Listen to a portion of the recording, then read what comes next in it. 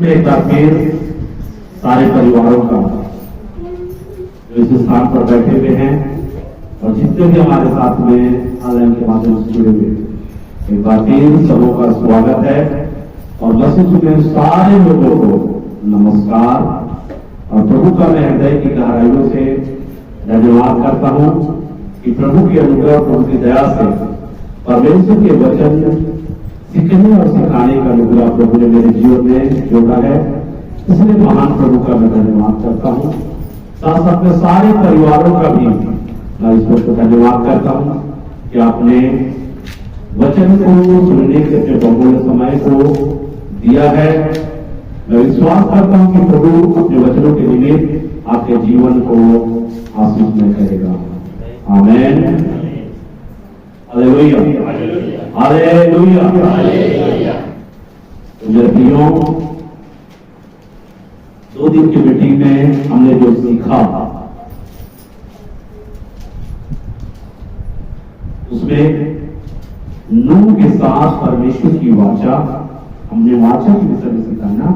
नूह के साथ परमेश्वर की वाचा, अब्राहम के साथ परमेश्वर की वाचा, इसहाक के साथ परमेश्वर की वाचा, याकूब के साथ परमेश्वर की वाचा, और उसके बाद में इस्राएलियों के साथ परमेश्वर की वाचा, और जिसको हमने बोला पुरानी वाचा।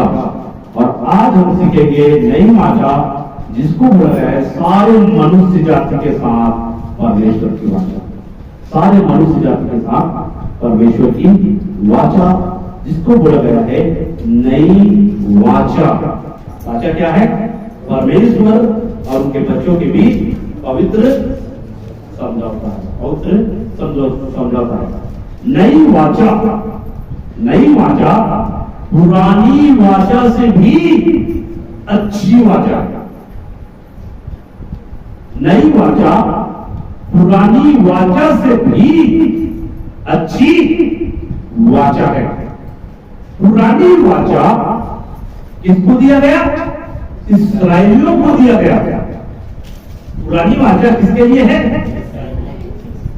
देखो, पुरानी वाचा इस्राएलियों के लिए है, आपके लिए नहीं है। इस बातों को ध्यान रखना। पुरानी वाचा किसके लिए है? इस्राएलियों के लिए है। लेकिन नई वाचा सारे मनुष्य जाति के लिए है। नई वाचा इस्राएली के भी है और अन्य जाति के लिए भी है। इस बात को ध्यान रखना। पुरानी वाचा किसके लिए है? इस्राएलियों के लिए है। और नई वाचा सारे मनुष्य जाति के लिए है। मेरे भाइयों, इस बात को आपको ध्यान रखना। सबसे पहली बात, वाचा हमेशा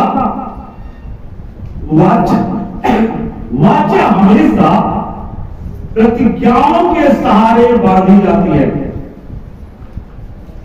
सबसे पहली बात, वाचा हमेशा प्रतिज्ञाओं के सहारे बांधी जाती है। प्रतिज्ञाओं को पाने के लिए परमेश्वर अपने लोगों से आज्ञाकारिता की मांग करता है।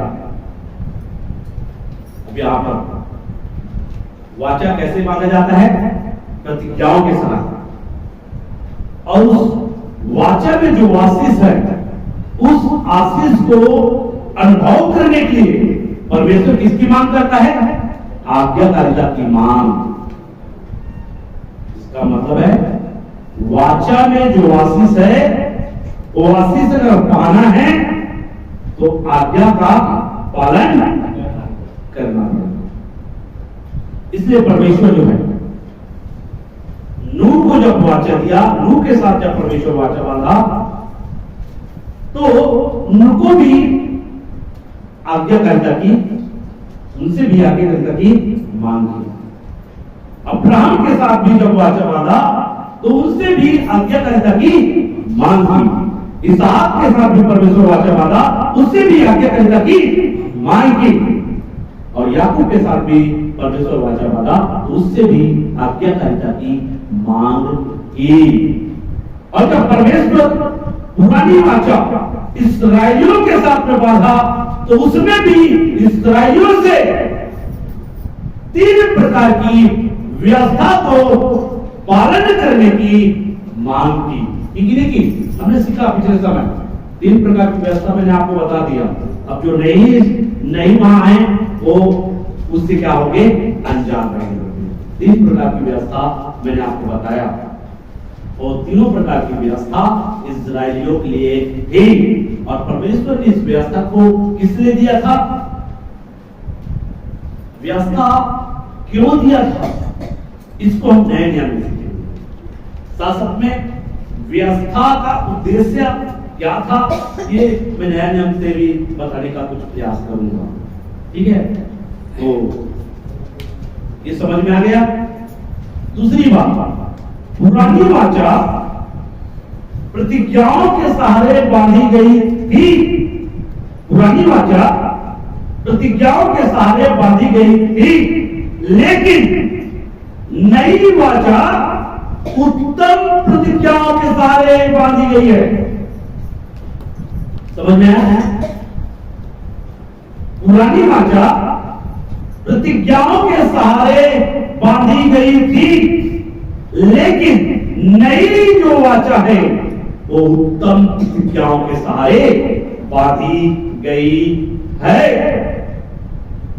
जब पुरानी वाचा में जो व्यवस्था दिया था, जो पुरानी वाचा में जो प्रतिज्ञा दिया था, वो प्रतिज्ञा के अनुसार इस्राएली लोग आज्ञा में चलने के कारण आश्रित हो सकते थे, तो नई वाचा जो उत्तम प्रतिज्ञाओं के सहारे बांधी गई है वो आपको आश्रित नहीं करेगा, वो आश्रित करेगा, उससे बढ़कर आपको आश्रित करेगा नई वाचा।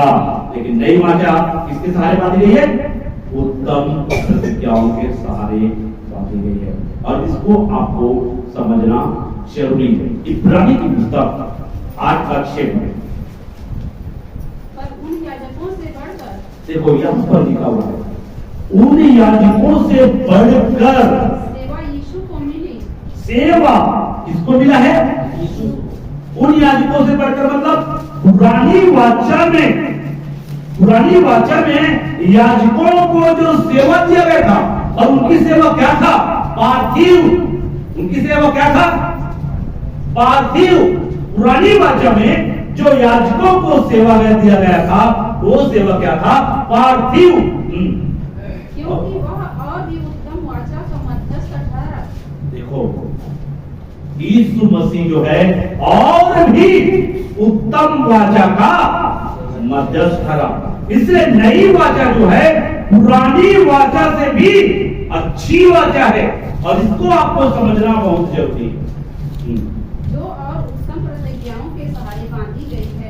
इसलिए इस बात को आप समझे, नई जो वाचा है वो उत्तम प्रतिज्ञाओं के सहारे, पुरानी वाचा प्रतिज्ञाओं के सहारे बांधी गई थी, और उसी प्रतिज्ञा की आशीष को पाने के लिए वे आज्ञाकारिता की परमेश्वर ने मांग किया था, और उस आज्ञा में चलने के कारण वो आशीषित हो जाते थे। तो पुरानी नई वाचा जो है उत्तम प्रतिज्ञाओं के सहारे बांधी गई है, उस प्रतिज्ञा पर विश्वास करेंगे, भरोसा करेंगे, तो क्या आप आशीषित नहीं होंगे, होंगे कि नहीं होंगे? जब पुरानी वाचा इस्राएलियों को आशीषित कर सकता है, तो नई वाचा आपको आशीषित क्यों न करेगा, उससे बढ़कर आपको आशीषित करेगा मेरे प्रियो नई वाचा। और नई वाचा जो है स्वर्गीय है। नई वाचा क्या है, स्वर्गीय है, आत्मिक है। और पुरानी वाचा जो है पार्थिव है मेरे प्रियो, भौतिक है। पुरानी वाचा क्या है, भौतिक, लेकिन नई वाचा जो है आत्मिक है, स्वर्गीय है नई वाचा। और नई वाचा क्या है, ओरिजिनल, और पुरानी वाचा जो है फोटोकॉपी। पुरानी वाचा क्या है, फोटोकॉपी। इसको समझाने का प्रयास करें। मान लीजिए एक ऑफिस है, उस ऑफिस में आपको वहां पे लिखा हुआ है, आप ओरिजिनल डॉक्यूमेंट लाने से आपको इतना लोन मिलेगा, आपको इतना छूट मिलेगा, आपको कर्ज मिलेगा। मतलब वो सारा ओरिजिनल डॉक्यूमेंट ऑफिस में ले जाने पर बहुत प्रकार की फायदा उसमें दिया गया है। वो हर एक फायदा ओरिजिनल डॉक्यूमेंट के द्वारा आप ले सकते हैं। लेकिन उस ऑफिस में अगर पुराने मतलब जो है फोटोकॉपी को लेकर जाएंगे तो वो कहेगा ये नहीं चलेगा, ये नहीं चलेगा, और क्या करेगा वो आपको वापस ले देगा। अब आप कहेंगे मैं इतने दूर से, बहुत दूर से आया हूं, इसलिए देने की कृपा करे, तब भी वो जो है वहां का जो अधिकारी होगा वो आपकी बात नहीं सुनेगा। यहां केवल ओरिजिनल डॉक्यूमेंट चलता है, फोटोकॉपी नहीं चलता। उसी प्रकार से मेरे प्रियो, आज जो है परमेश्वर की आशीषों को पाने के लिए आपको फोटोकॉपी नहीं, ओरिजिनल चाहिए, ओरिजिनल। और इसलिए पुरानी जो वाचा है, पुरानी जो वाचा है, पुराना जो व्यवस्था है, वो क्या है? वो जो है फोटोकॉपी है। और नई जो वाचा, नई जो व्यवस्था है, वो क्या है? ओरिजिनल, रियल है। पुरानी वाचा में जो बलिदान की व्यवस्था है वो क्या है? वो जो है फोटोकॉपी है। लेकिन यीशु मसीह जो बलिदान हुआ है वो ओरिजिनल है और उसका फोटोकॉपी है जो पुरानी वाचा में जो व्यवस्था दिया है वो। इस बात को आपको समझना जरूरी है मेरे प्रियो। इसलिए नई वाचा जो है उत्तम प्रतिज्ञाओं के सहारे बांधी गई, उत्तम प्रतिज्ञाओं के सहारे बांधी गई है। और उस प्रतिज्ञा की आशीष को पाना है तो आपको फोटोकॉपी पर नहीं, ओरिजिनल को आपको स्वीकार करना है।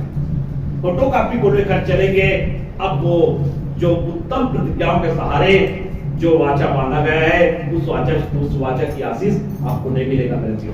और इसलिए कई लोग जो है फोटोकॉपी लेकर उस जो नई वाचा की जो आशीष है, उस आशीष को फोटोकॉपी से लेना चाहते हैं, लेकिन उसको नहीं मिलता, उसको नहीं मिलता। इसलिए मेरे प्रियो, आप धोखा नहीं खाना, आप धोखा नहीं खाना।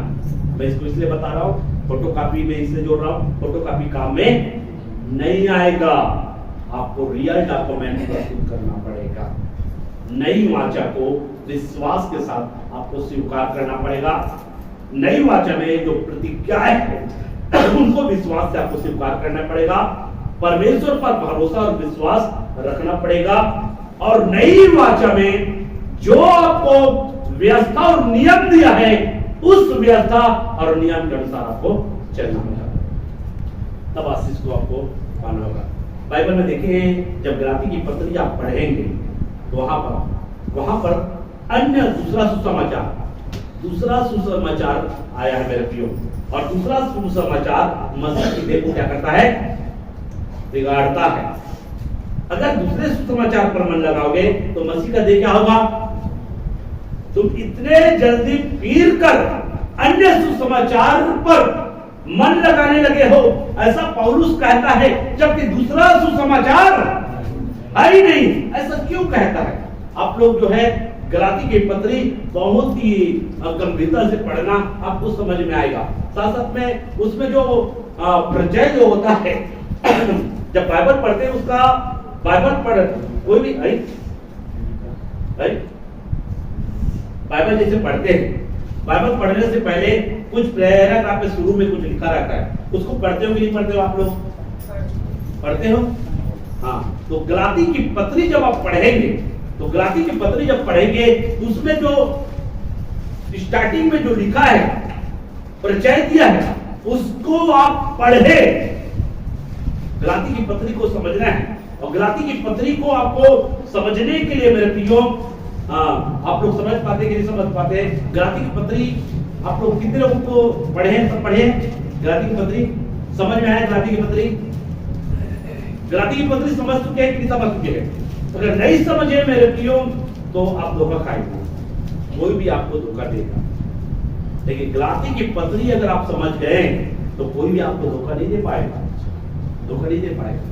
इसलिए गलाती की पत्री में बहुत सारी बातों को बताया गया, इसलिए नई वाचा वो आप समझना है तो आपको गलाती की पत्री भी आपको एकदम पढ़ना होगा, तब आपको समझ में आएगा। ठीक है, यहाँ पर देखिए हम लोग दूसरे बात पे क्या सीखे? पुरानी वाचा प्रतिज्ञाओं के सारे बांधी गई थी, लेकिन नई वाचा उत्तम प्रतिज्ञाओं के सारे बांधी गई है। और देखो ये नई वाचा किसके द्वारा मिला? यीशु मसीह के द्वारा, है ना? लेकिन पुरानी वाचा में जो व्यवस्था है वो क्यों दिया गया? व्यवस्था क्यों दिया गया? इसको भी आपको समझना जरूरी है मेरे भाइयों। तो आइए इसके लिए मैं एक वचन पढ़ाता हूं, गलाती की पत्री। इसलिए गलाती क्या पूरा पढ़ना, कुछ कुछ वचनों को मैं पढ़ाऊंगा, लेकिन आप गलाती पढ़ लेना। गलाती की पत्री 3 अध्याय 24 और 25। इसलिए व्यवस्था मसीह तक पहुंचने के लिए, इसलिए पुरानी वाचा में जो परमेश्वर ने इस्राएलियों को जो व्यवस्था दिया वह मसीह तक पहुंचने के लिए, हाँ, हमारी शिक्षा हुई है। व्यवस्था हमारी क्या हुई? शिक्षक। व्यवस्था हमारे क्या हुई? किसको बोल रहा है ये? किसको बोल रहा है ये? जो लोग जो है, कई लोग जो है जो अन्य जाति से प्रभु में आए थे उनको डवाडोल कर रहे थे। और डवाडोल करने वाले में से कौन लोग थे? इस्राएली यहूदी लोग थे मेरे प्रियो। इसको आप जब आप पढ़ेंगे गलाती की पत्री पूरा, तब आपको समझ में आएगा। ये लोग डवाडोल कर रहे थे मेरे प्रियो, उनको घबरा दे रहे थे मेरे प्रियो, वो लोग घबरा जाते थे मेरे प्रियो। और इसलिए यहां पर बोल रहा है कि व्यवस्था जो है मसीह तक पहुंचने के लिए हमारी क्या हुई है? शिक्षक हुई है। स्पष्ट है? ये समझ में आ रहा है कि नहीं आ रहा? व्यवस्था क्या है? मसीह तक पहुंचने के लिए हमारे क्या हुआ? शिक्षक हुई है। हाँ, किसको बोल रहा है? जो यहूदी जो लोग है, यहूदीवाद जो है, यहूदी लोग जो है क्या कर रहे थे? ये लोग जो है इस्राएली है, मतलब जो अन्य जातियों के ऊपर में क्या थोप रहे थे? व्यवस्था को थोप रहे थे। मूसा के नियम को पालन करना भी जरूरी है, ऐसा बोल रहे थे। और इस प्रकार का संदेश जो है उन अन्य जाति मसीहों को दे रहे थे। खतना के विषय में कह रहे थे व्यवस्था के अनुसार से आपको खतना कराना पड़ेगा। तब ये बातें बोल रहा है मेरे प्रियो। मतलब जो है व्यवस्था की शिक्षा जो है मसीह लोगों को दे रहे थे। तब जो है यहाँ पे क्या कर रहा है? पौलुस जो है बोल रहा है मेरे प्रियो, पौलुस बोल रहा है कि व्यवस्था की जो शिक्षा, व्यवस्था जो है मसीह तक पहुंचने के लिए क्या है? शिक्षक है। हाँ, कि हम विश्वास से धर्मी ठहरे।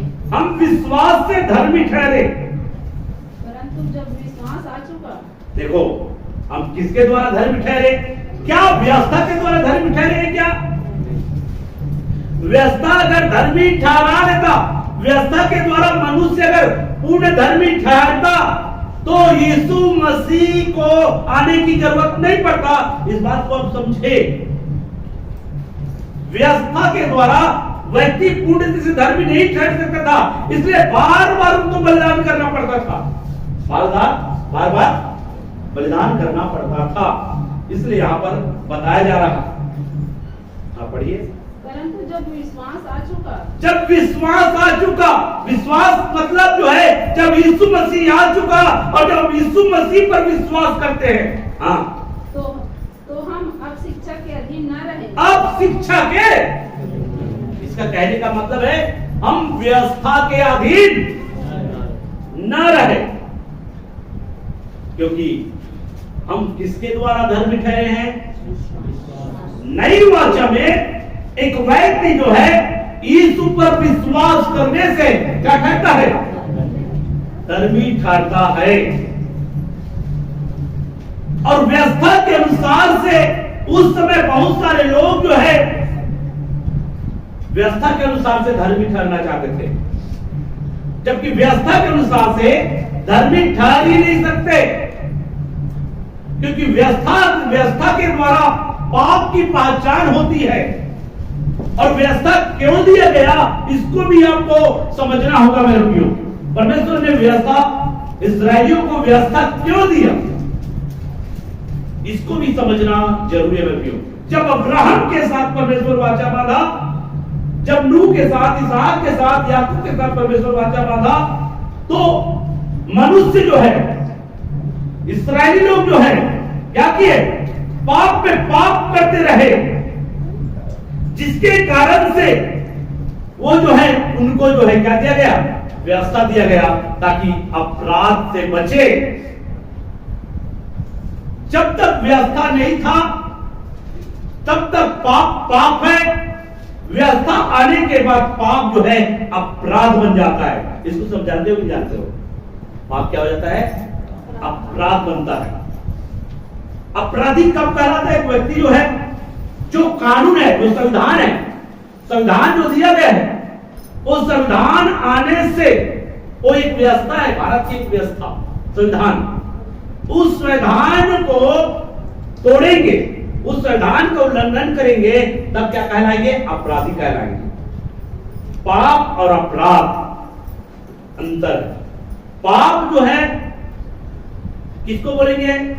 मतलब व्यवस्था का विरोध करना पाप है, व्यवस्था के खिलाफ में जाना पाप है। लेकिन जब प्रत्यक्ष रूप से, लिखित रूप में जब व्यवस्था आ जाता है और उस व्यवस्था को उल्लंघन करना अपराध में आता है। जब एक कानून आ गया तो इजराइली लोगों को क्या दिया? व्यवस्था दिया गया। और पढ़िए, क्योंकि तुम सब उस विश्वास के द्वारा, तुम सब, यहाँ पे पौलुस कह रहा है, तुम सब किसके द्वारा? विश्वास के द्वारा, जो मसीह यीशु पर है, जो मसीह यीशु पर है, परमेश्वर की संतान हो। किसके संतान हो? हम विश्वास के द्वारा किसके संतान बन जाते हैं? परमेश्वर के संतान बन जाते हैं। मतलब विश्वास के द्वारा हम धर्मी ठहराए गए हैं। जिसने यीशु मसीह के बलिदान पर विश्वास किया, क्योंकि परमेश्वर नई वाचा को पूरे मनुष्य जाति के साथ बांधता है, और यीशु मसीह क्या हुआ है? बलिदान हुआ है। इसलिए जो यीशु मसीह के बलिदान पर क्या करता है? और यीशु मसीह किसके लिए, किस लिए मारा गया? यीशु मसीह हमारे पापों के लिए मारा गया। जब यीशु मसीह हमारे पापों के लिए क्या हुआ है? बलिदान हुआ है। हमारे पापों के लिए उनके हाथों में किले ठोके, हमारे पापों के लिए उनके पैरों में किले ठोके, पाप करने का साहस करेंगे? जब आपको विश्वास हो जाए, पाप इसलिए करते हैं कि अभी भी आपको विश्वास कि है। जब आपको पूर्ण विश्वास हो जाए, मेरे पापों के लिए, मैं जो चोरी किया, मैं जो झूठ बोला, मैं जो धोखा किया, जो मैं गंदे काम किया, जो मैं अनुचित काम किया, उनके कारण से ही उनके हाथों में क्या ठोके? कीले ठोके हैं।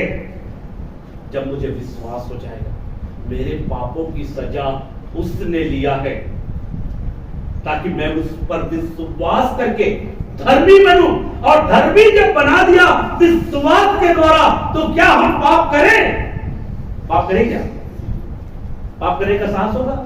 कितने लोग अपने आप को विश्वास से धर्मी समझते हैं? हम विश्वास के द्वारा धर्मी, और जो व्यवस्था के अनुसार से धर्मी ठहरना चाहते हैं मेरे प्रियो, वो धोखा खाएंगे, वो धोखा खाएंगे। हम व्यवस्था के द्वारा हम धर्मी नहीं ठहर सकते। व्यवस्था कभी भी व्यक्ति को धर्मी नहीं ठहराता मेरे प्रियो। अगर व्यवस्था के द्वारा इंसान अगर धर्मी ठहरता तो यीशु मसीह को आकर बलिदान होने की जरूरत नहीं पड़ता। इस बात को आपको समझना है। इसलिए हमारे पाप के खातिर उन्होंने क्या किया है, क्रूस की सजा को अपने ऊपर लिया है। नहीं तो हमारे पाप के कारण क्या मिलेगा, आपको सजा मिलेगा नहीं। हमने जो पाप किया है इसलिए हमारे पापों के कारण अगर आपको कह दिया जाए अगर तू चोरी करेगा ना तो सबके सामने क्या करेंगे, क्रूस पर तुमको चोरी करेंगे। अगर चोरी करोगे ना तेरे दोनों हाथ काट कर फेंक दिया जाएगा तो आप चोरी करने का प्रयास करेंगे। अगर कभी भी चोरी करते अगर पकड़ा जाए तो आपका दोनों हाथ काट दिया जाएगा। पाप करते हुए पकड़ा जाए तो आपके दोनों हाथ फोड़ दिया जाएगा। तब क्या करेंगे, पाप करने का प्रयास करेंगे? नहीं करेंगे। विश्वास, हम विश्वास के द्वारा क्या ठहरते हैं, धर्मी ठहरते हैं। जब विश्वास हम करते हैं प्रियो तो विश्वास के कारण हमारा जीवन क्या हो जाता है, बदल जाता है।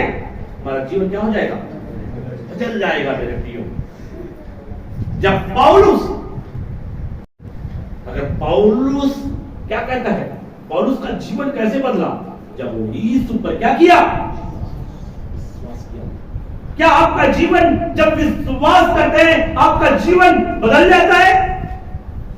आपने कैसा विश्वास किया, जितना आप विश्वास में बढ़ेंगे उतना आपका जीवन क्या हो जाएगा, परिवर्तित हो जाएगा। इसलिए हम विश्वास से क्या ठहराए गए हैं, धर्मी ठहराए गए हैं। और इसलिए पौलुस से आप पढ़िए उसी को पढ़िए ना। क्योंकि तुम सब उस विश्वास के द्वारा, क्योंकि तुम सब उस विश्वास के द्वारा जो मसीह यीशु पर है, जो मसीह यीशु पर है, परमेश्वर की संतान हो। परमेश्वर की संतान हो। अब हम परमेश्वर की संतान बनने के लिए मुझे, हम सब परमेश्वर की संतान हैं। अभी बताइए, परमेश्वर की संतान बन गए, परमेश्वर ने आपको अपना संतान बनाया, उस संतान में परमेश्वर की संतान हूं, मैं परमेश्वर का बेटा हूं, मैं परमेश्वर का बेटा हूं। तो परमेश्वर का बेटा हूं तो मैं चोरी करूं क्या, परमेश्वर का बेटा हूं तो मैं झूठ बोलूं क्या, परमेश्वर का बेटा हूं तो मैं गंदे काम करूं क्या, परमेश्वर का बेटा हूं तो मैं परमेश्वर के खिलाफ में जाकर काम करूं क्या। जब विश्वास के द्वारा परमेश्वर ने हमको अपना बेटा बनाया तो हम क्यों पाप में जीवन जिए, क्यों गलत काम करें, क्यों अनुचित काम करें, ये आपको समझना जरूरी है। परमेश्वर ने आपको व्यवस्था के द्वारा जो है, आप धर्मी नहीं बन सकते, व्यवस्था के द्वारा धर्मी नहीं बन सकते थे। इसलिए यीशु मसीह दुनिया में आकर बलिदान हुआ और आपको धर्मी ठहराया विश्वास से। आप विश्वास से धर्मी हैं, विश्वास से आप धर्मी हैं। ठीक है, दोनों पद पढ़िए ना, 3 का 24 और 25। इसलिए मेरे प्रियो, परमेश्वर ने इस्राएलियों को व्यवस्था क्यों दिया, व्यवस्था इसलिए दिया मेरे प्रियो क्योंकि यीशु मसीह का आना भी क्या है, दूर है। यीशु मसीह का आना अभी दूर है। इसलिए यीशु के आने तक के लिए उनको क्या दिया गया, मसीह के आने तक के लिए उनको क्या दिया गया था, व्यवस्था दिया गया था। मतलब व्यवस्था जो है मसीह तक पहुंचाने का क्या है, हमारे लिए शिक्षक है। और जब मसीह आ गया तो हम शिक्षा के अधीन, मतलब व्यवस्था के अधीन। और ये लोग क्या कर रहे थे, व्यवस्था को लोगों पर थोप रहे थे। कौन, जो यहूदी में से लोग विश्वास में आए थे, जिन्होंने यीशु को ग्रहण किया था, वे क्या कर रहे थे, व्यवस्था को विश्वासियों के ऊपर में क्या कर रहे थे, थोप रहे थे कि तुमको खतना कराना, मूसा के नियम को मानना जरूरी है। जब पौलुस के पास में यही प्रश्न रखा मसीह पर विश्वास करते हैं, हम मसीही बन गए हैं, तो क्या व्यवस्था का पालन करना चाहिए कि नहीं करना चाहिए? व्यवस्था के अनुसार से हमको जीवन जीना चाहिए कि नहीं जीना चाहिए? या क्या व्यवस्था के अनुसार से हम धर्मी ठहर सकते हैं? तब पौलुस ने कहा नहीं, तुम व्यवस्था के अनुसार से धर्मी नहीं ठहर सकते। वो व्यवस्था तुम्हारे लिए नहीं है, वो व्यवस्था तुम्हारे लिए नहीं है। वो व्यवस्था इस्राएलियों के लिए था, और इस्राएलियों के लिए केवल तब तक के लिए था जब तक मसीह इस दुनिया में ना आए। और जिस दिन मसीह आया, जिस दिन मसीह बलिदान हुआ, उस दिन व्यवस्था क्या हो गया? रद्द हो गया। और वहां से नई वाचा स्टार्ट हो गया। नई वाचा समझ में है? वहां से क्या हो गया? नई वाचा स्टार्ट हुआ, पुरानी वाचा क्या हो गया? इसलिए आप पुरानी वाचा के नहीं हैं। आपको पुरानी वाचा के अनुसार से, पुरानी वाचा में जो व्यवस्था दिया है, वो व्यवस्था आपके लिए और मेरे लिए नहीं है। और प्रश्न है आपके अंदर, प्रश्न उठ रहा है, इसके अंतर्गत उठ रहा है, पुरानी वाचा में जो व्यवस्था दिया है, वो व्यवस्था आपके लिए नहीं है। समझ में है? वो व्यवस्था किसके लिए था? इस्राएलियों के लिए। और सारे मनुष्य जाति के लिए जो वाचा परमेश्वर ने मांगा, उस वाचा में वो व्यवस्था जरूरी नहीं है। वो व्यवस्था जरूरी है। इसलिए आप विश्राम दिन मानते हैं क्या? विश्राम दिन मानते हैं क्या? 6 दिन काम करो, 7वां दिन विश्राम करो। मतलब विश्राम दिन मतलब शनिवार को थोड़ी मानते हैं? मानते हैं क्या? नहीं मानते। मतलब वो व्यवस्था इस्राएलियों के लिए था, हमारे लिए नहीं था। उनको क्या कर दिया? दूर किया मतलब। और नई व्यवस्था हमको परमेश्वर ने क्या किया है? दिया है। तीसरी बात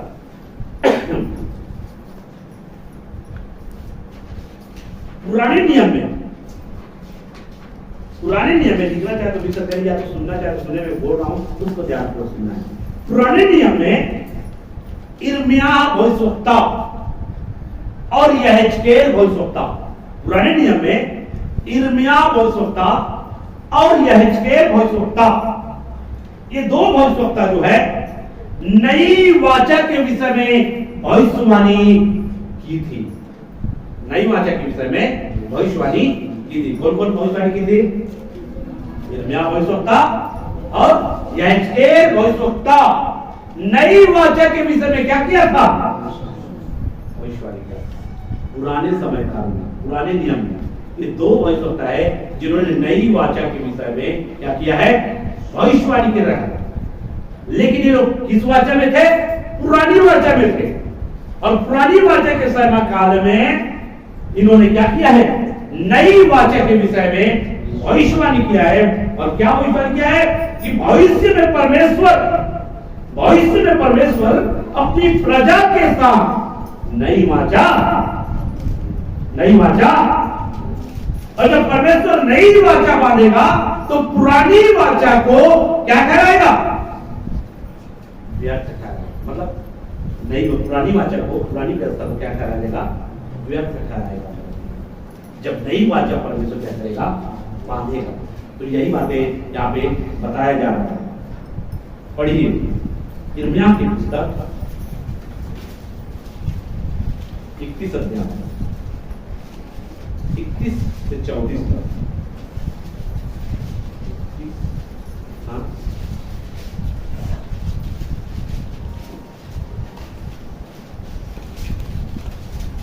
फिर यहोवा की यह भी वाणी है, फिर यहोवा की यह भी वाणी है, सुन ऐसे दिन आने वाले हैं, सुन ऐसे दिन आने वाले हैं, जब मैं इस्राएल और यहूदा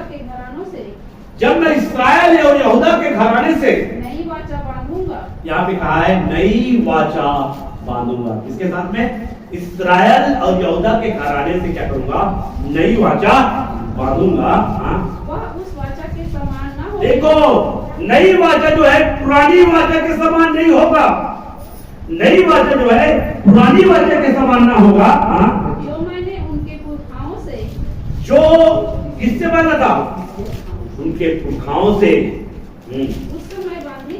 उस समय बांधी थी, जब मैं उनका हाथ पकड़कर देखो यहाँ पे बोला है, जब उनका हाथ पकड़कर उन्हें मिस्र देश से निकाल लाया। मिस्र देश से निकाल लाया, मतलब पुरानी वाचा जो है कब बांधा गया था? जब मिस्र से निकाल लिया है उस समय बांधा था। किसके साथ में बांधा था? इस्राएलियों के साथ में। तो यहाँ पे बोल रहा है पुरखा, उनके पुरखा, इस्राएलियों के पुरखा के साथ में जो पुरानी वाचा बांधा था उस वाचा के समान नहीं होगा नई वाचा जो मैं इस्राएलियों और यहूदा के लोगों के साथ में बांधूंगा। यहाँ पे भविष्यवाणी किया गया। क्योंकि यद्यपि मैं उनका पति था, उनका पति था, किसका? इस्राएलियों का। हाँ, तब भी उन्होंने मेरी वाचा तोड़ डाली। देखो पुरानी वाचा जो बांधा था उसमें जो 3 प्रकार की जो व्यवस्था दिया गया था उस व्यवस्था को उन्होंने तोड़ा। कौन? उनके पुरखा इस्राएली लोगों ने क्या किया है? उस व्यवस्था को तोड़ा है। हाँ, परंतु जो वाचा मैं उन दिनों के बाद इस्राएल के घराने से बांधूंगा। मतलब यहाँ पे नई वाचा किससे बोल रहा है? इस्राएल घराने के साथ बांधूंगा। वह यह है मैं अपनी व्यवस्था यहाँ पे बोल रहा है, मैं अपनी व्यवस्था उनके मन में समाऊंगा। कहाँ समाऊंगा? मन में समाऊंगा।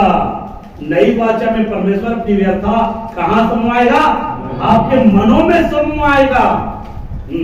और उसे उनके हृदय पर लिखूंगा। और कहा गया है, और मैं अपनी व्यवस्था जो है नई वाचा के अंतर्गत में जो व्यवस्था है मैं उनके हृदयों पर लिखूंगा। अब मैं नहीं जानता व्यक्तियों कि आपके हृदयों में नई व्यवस्था लिखा है कि नहीं लिखा है, आपके मनों में नई व्यवस्था समाया है कि नहीं समाया है।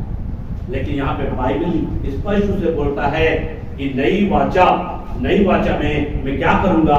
मैं अपनी व्यवस्था जो है उनके हृदयों में कहाँ लिखेगा? हृदय में लिखेगा।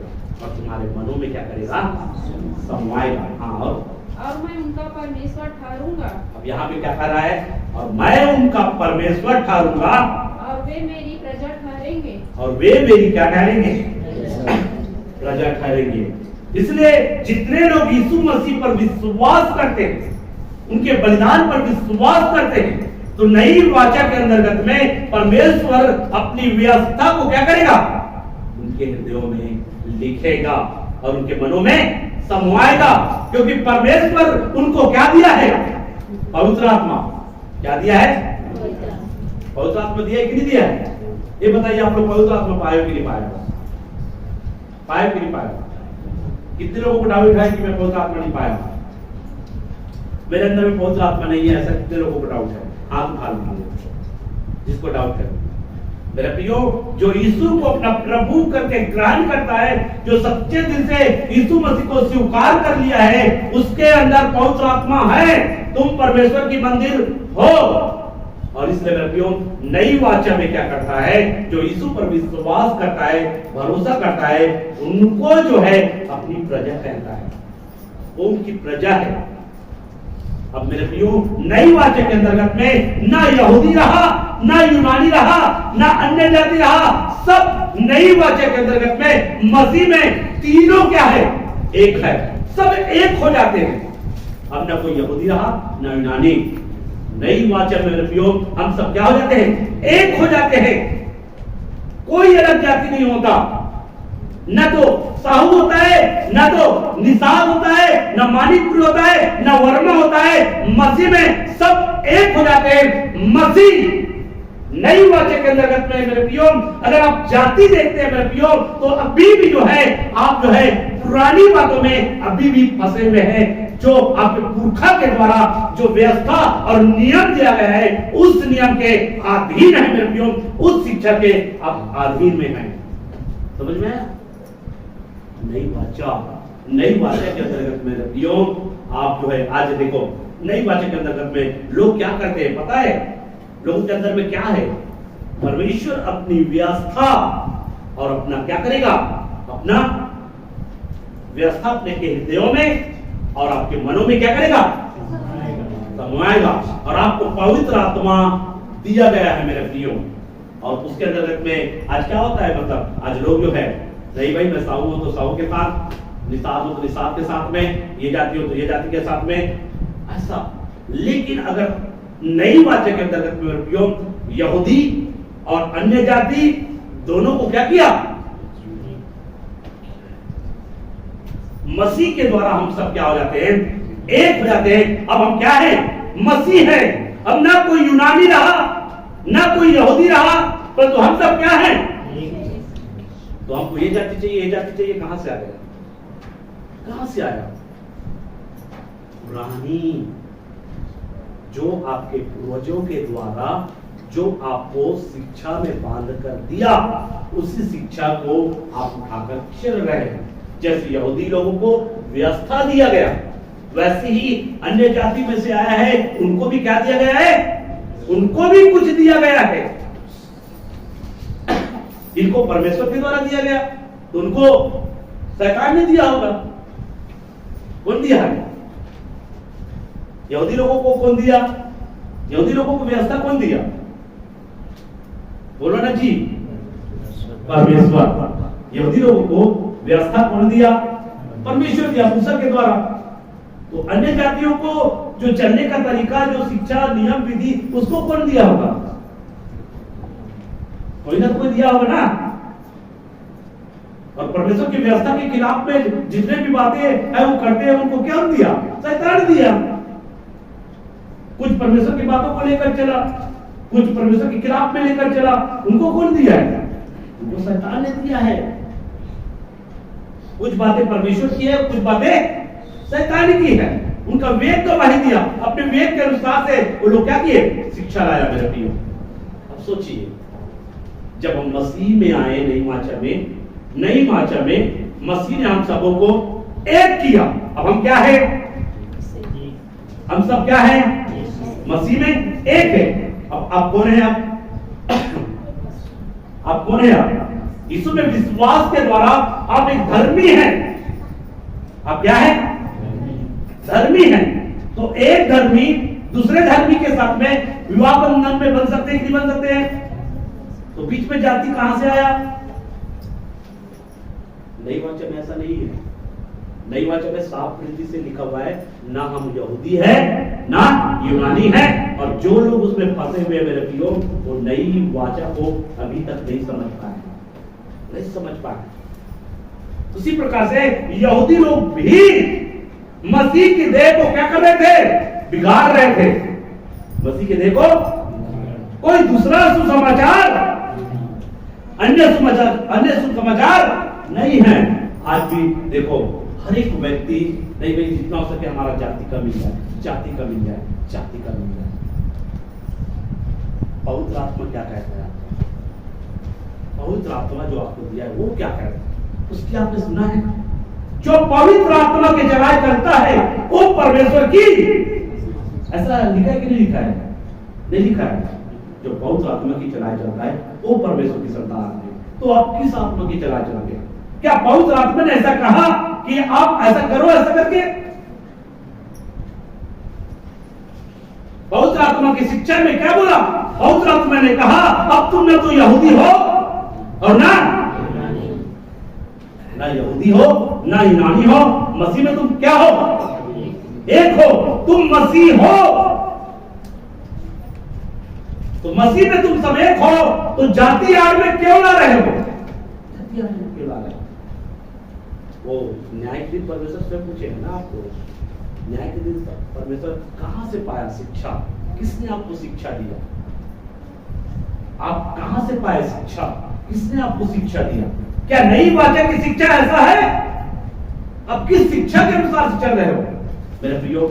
आज जो है नई वाचा को आज बहुत सारे लोग नहीं समझ पा रहे हैं, इसलिए अब नई वाचा को समझने का हम प्रयास करेंगे। समय भी हो रहा है, आने वाले सप्ताह में हम आगे और भी चर्चा हम करेंगे। लेकिन कुछ वचनों को भी पढ़ दीजिए,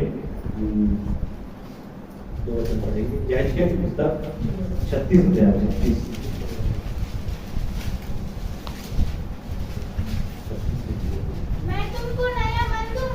मैं तुमको नया मन दूंगा और तुम्हारे भीतर नई आत्मा उत्पन्न करूंगा और ये नई आत्मा उत्पन्न करूंगा।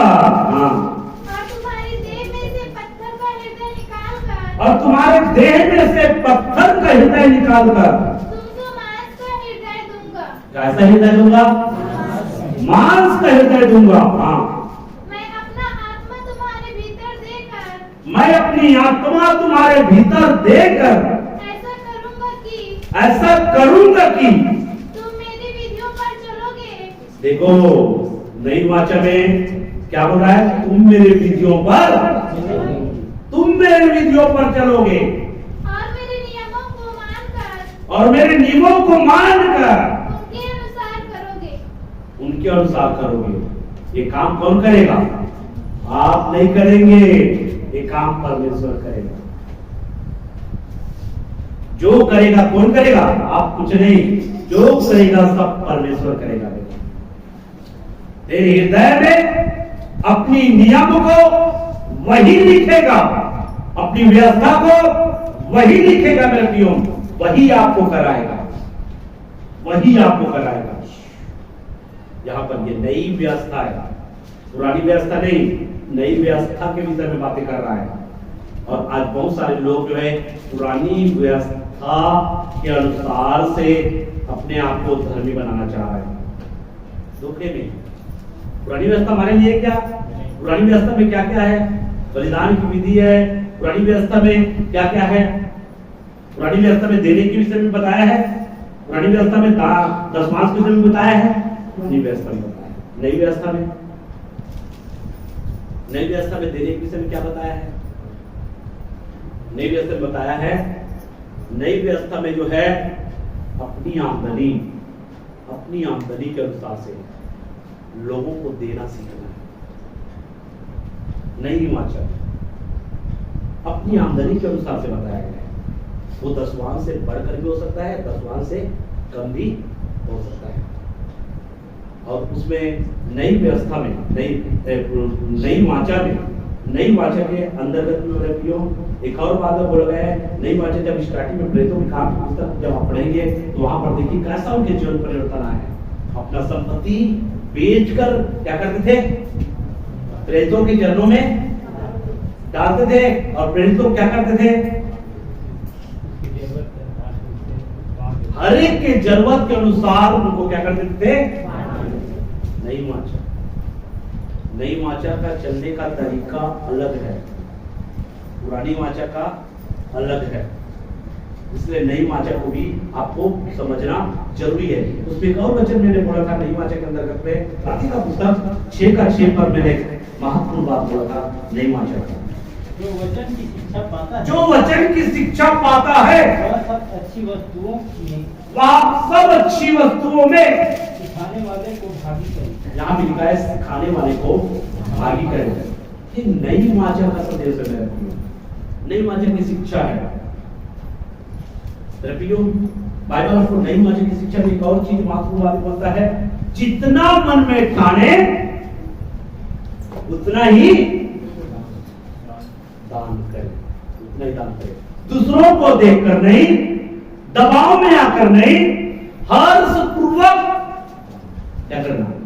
दान करना।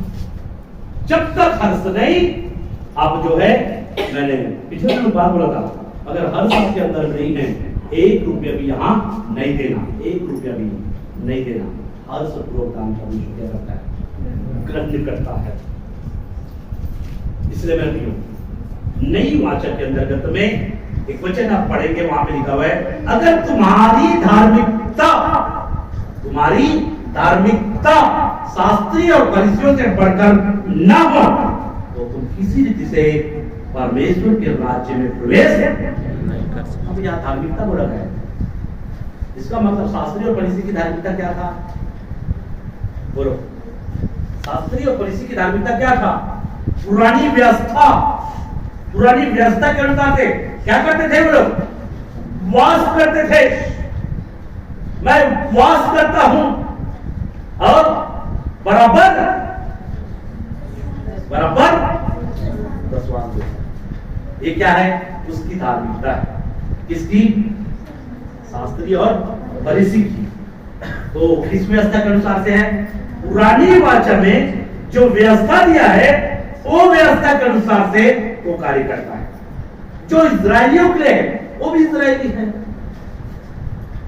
लेकिन नई व्यवस्था, नई वाचा में ऐसा नहीं है मेरे प्रियो। नई वाचा में जो है वो जो है आपका देना जो है दसवां से बढ़कर भी हो सकता है, दसवां से कम भी हो सकता है, अपनी आमदनी के अनुसार से, अपनी आमदनी के अनुसार से होता है। इसलिए मैंने अपने जीवन में इस सच्चाई को जाना। आप कैसे करते हैं मैं नहीं जानता, लेकिन मैंने जब परमेश्वर के वचनों के अनुसार से जब इन बातों को मैंने जाना मेरे प्रियो, मैंने अपने जीवन में बढ़कर मैं व्यवस्था, क्योंकि बाइबल बोलता है हम व्यवस्था के अधीन नहीं है, अनुग्रह के अधीन है। किसके अधीन है? अनुग्रह के अधीन है। नई वाचा हमारे लिए है, नई व्यवस्था परमेश्वर हमारे मनों में देगा, नई व्यवस्था परमेश्वर हमारे हृदयों में लिखेगा। इसलिए मेरे प्रिय, हम जो है व्यवस्था के अनुसार से हम कार्य नहीं करते, लेकिन बहुत लोग व्यवस्था के अनुसार से कार्य करते हैं। मैं जानता हूं व्यवस्था हो सकता है व्यवस्था के अनुसार से समझ नहीं पा रहे हैं। पुरानी वाचा क्या होता है, नई वाचा क्या होता है, पुरानी वाचा के अंतर्गत में व्यवस्था क्या दे रहा था और नई वाचा के अंतर्गत में व्यवस्था क्या दे रहा था, उस अंतर को बहुत सारे लोग समझ नहीं पाते। कई बार मैं इसको समझाने का प्रयास किया है, लेकिन बहुत सारे लोग जो है उसको समझ नहीं पाए। मैं क्या बताना चाहता हूँ, क्या सिखाना चाहता हूँ, इजराइल लोगों को परमेश्वर जो है दसवांश के विषय में क्या दिया था, शिक्षा दिया था। और इजराइल लोग जो है अब भवन में क्या ले जाते थे, दसवांश ले जाते थे। इजरायली लोग व्यवस्था के अनुसार से, ऐसा मैं प्रचार किया। अभी प्रचार कर रहा हूं, पास्टर बदल गए प्रचार में। आप पुराना वीडियो देखना, पुराना वीडियो सुनना होगा, पुराना वीडियो सुनेंगे दान दसवांश भेंट, इसके विषय में भी एक वीडियो बनाया है। आप उसको गंभीरता से सुनना, उसमें क्या बताया आपको समझ में आएगा मेरी बातों जो बोल रहा हूं मैं।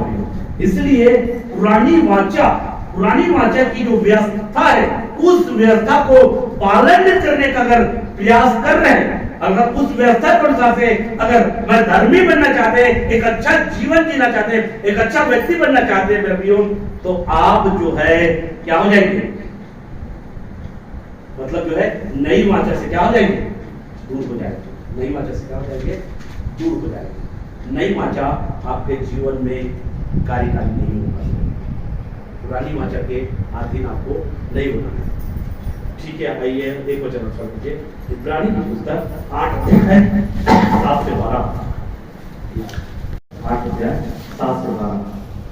क्योंकि वह पहली वाचा निर्दोष होती। देखो यहाँ पर लिखा है पहली वाचा अगर निर्दोष होती। पहली वाचा मतलब जो इजरायलियों के सामने अच्छे से पुरानी वाचा अगर निर्दोष होती, हाँ, तो दूसरे के लिए अवसर न ढूंढा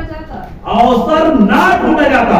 अगर पुरानी वाचा में जो व्यवस्था दिया है, वो व्यवस्था के द्वारा अगर एक व्यक्ति धर्मी ठहरता, तो मेरे प्रियो नई व्यवस्था, नई वाचा बांधने की जरूरत नहीं पड़ती।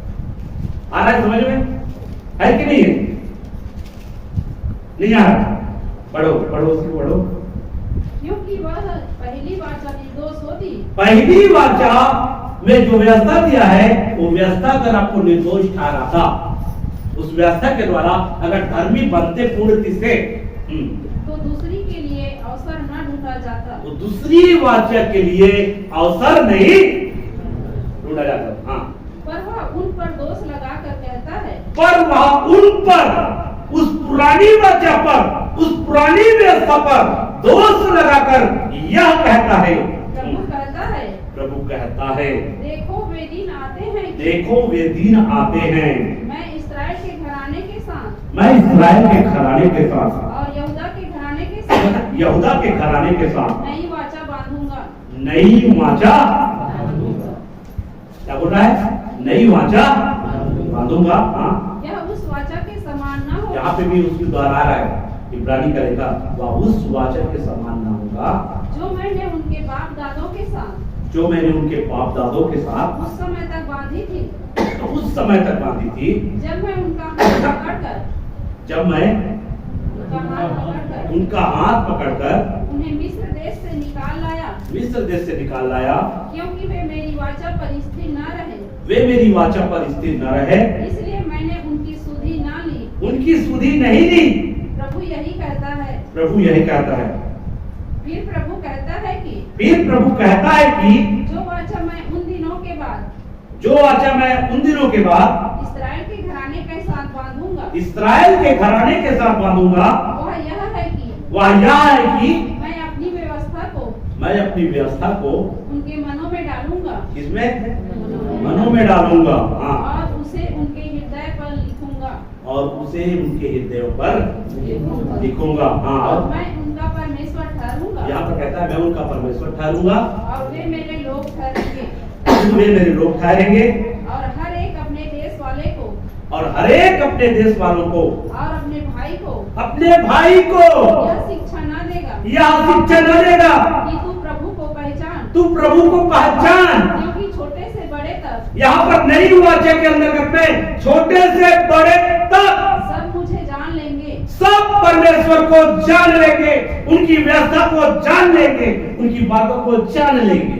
ऐसा लिखा हुआ है मेरे प्रियो। वो परमेश्वर करेगा, आप नहीं, वो परमेश्वर करेगा आपके जीवन में। इसलिए मेरे प्रियो, वो परमेश्वर ही है जिसने मेरे जीवन में किया है। तब मैं आपके सामने क्या कर रहा हूं? बोल रहा हूं। तब मैं आपके सामने बोल रहा हूं, और वो परमेश्वर आपके जीवन में भी करेगा, वही करेगा। मेरे प्रियो, जो बातें आपको समझ में नहीं आ रहा था, वो बातें आप समझ में आएगा। वो परमेश्वर क्या करता है? एक व्यक्ति को लेकर समझाता है, और फिर उसके द्वारा और भी बहुत सारे लोगों को क्या करता है? समझाता है। ये परमेश्वर का काम है। हालेलुया। तो मेरे प्रियो, हमने नई वाचा के विषय में सीख रहे हैं, आने वाले दिनों में और भी सीखेंगे। इतने बातों के द्वारा परमेश्वर आपको आशीष करे।